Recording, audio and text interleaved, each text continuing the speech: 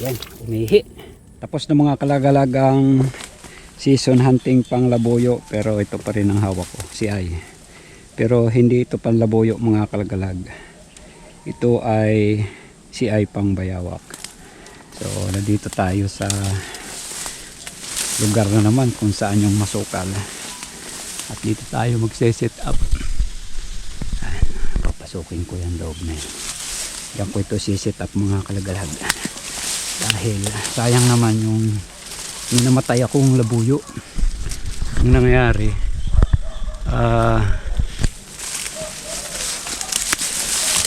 sinipon. Kaya dito sa loob na to. Ang itsura dito sa loob mga kalagalago. Linisin ko muna para ma-set up natin itong ano natin. Pambayawak na si Ay. Lalaki ng ano dito mga kanter, mga bayawak tsaka sawa. Ilang ulit na ako nakaulit dito ng napakalaking sawa. Ito lang talaga ang aking libangan. Sumuot sa mga ganitong lugar. Ayan. Ayan, nalinis na natin mga idol. At ito yung ating si Ay. Ayan.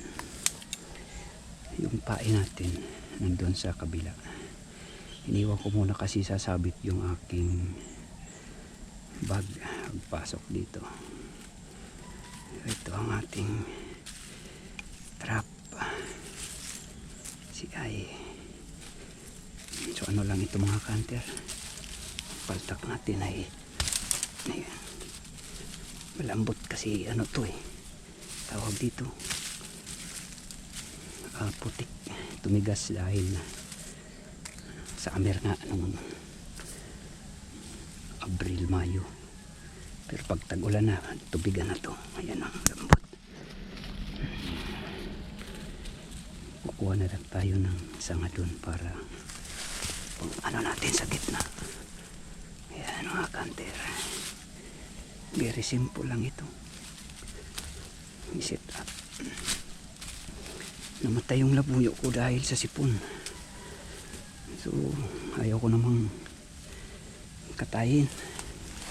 Kaya pain na lang natin dito sa bayawak. Dinudugtong lang yan, backstep ito So ganyan ang pag-set up mga kanter. Shadow at malaki itong isang kahoy na to. Balik na rin natin. Ay masyado malaki. Teka, malambot naman yung lupa. Kayang kaya i-set up. Tusok.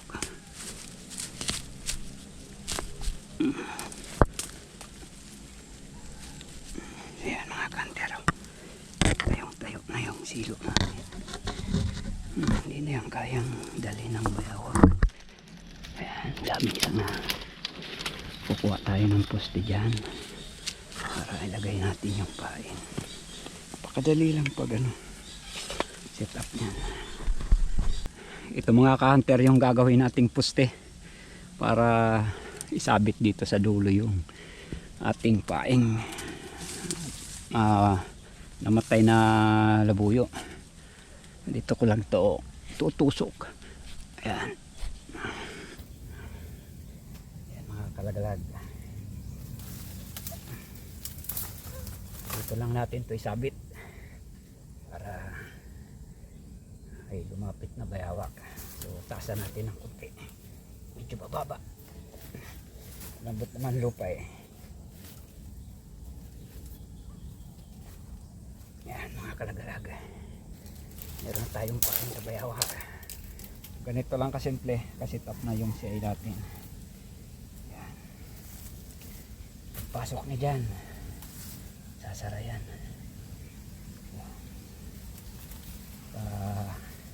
Lumipas ang ilang oras o baka bukas, pero magpapandaw tayo dito alas 12 at alas 4 ng hapon. So Pag ito linangaw ng bangaw, mga ngamoy na talaga to. Pero siguro mas maganda kung buksan natin para maitali. Pero okay na yan. Pag yan ang amoy ay diretso na yan.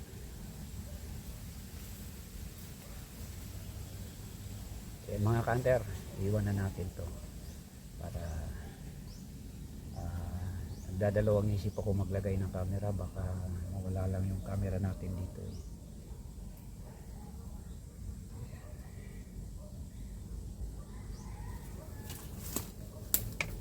Iwan na natin.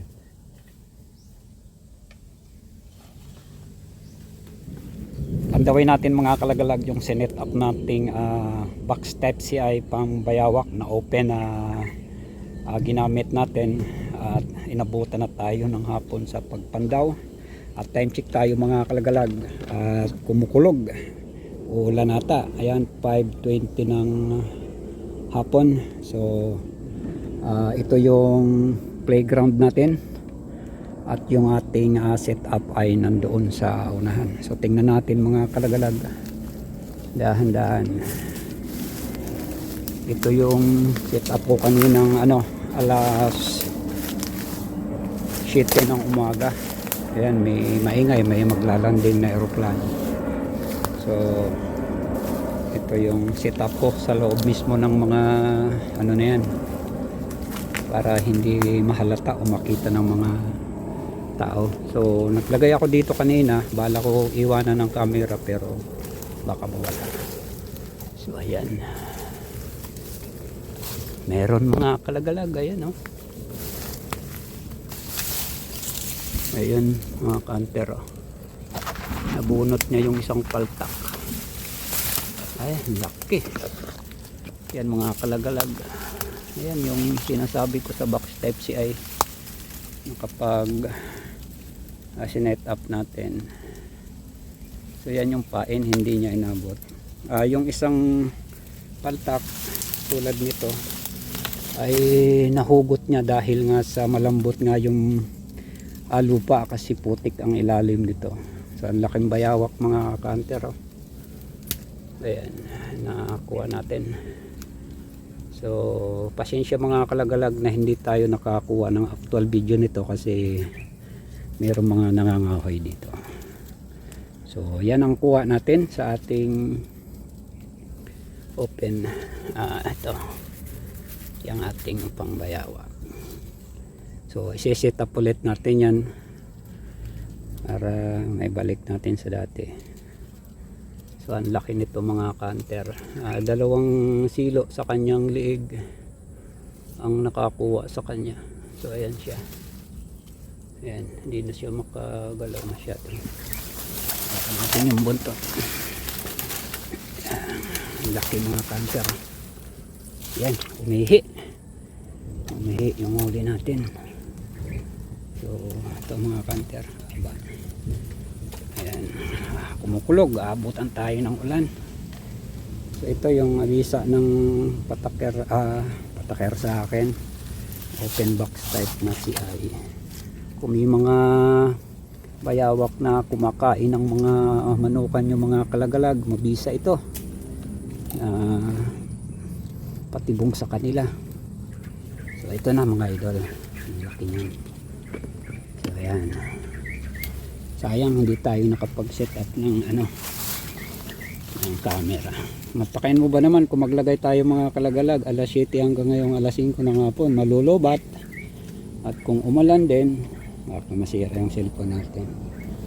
Yan mga idol, ang ating kuha ngayong hapon. Nabutan tayo ng gabi. So dito yan sa Kasukalan. Yan ang ating stress reliever, paghahunting natin. So yung pain natin mga kalagalag na labuyo, binabangaw pa lang, hindi pa to masyado nangangamoy kasi kahapon pa lang to namatay, hindi pa to mag 24 hours, pero may bangaw na siya. Mas mabisa yan pag marami ng bangaw, ibig sabihin nangangalimuyak na yan. yan mga ka-hunter, mga kalagalag, ang isa nating huling napakalaking bayawak nito. Okay, shout out sa lahat ng mga ka-hunter.